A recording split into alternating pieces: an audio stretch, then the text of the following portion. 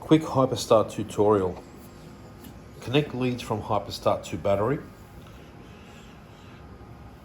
Confirm that your voltage selection is correct by looking at the voltmeter.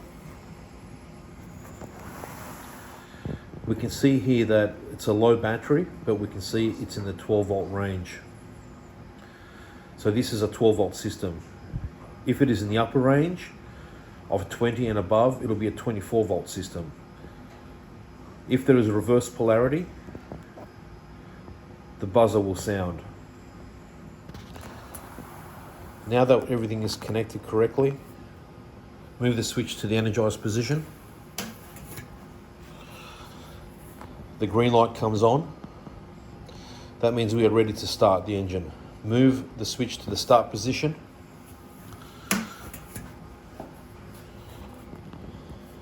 We start the engine. Once the engine has started, we move the switch back to the energize. In the energized position, we wait for the green light to turn back on.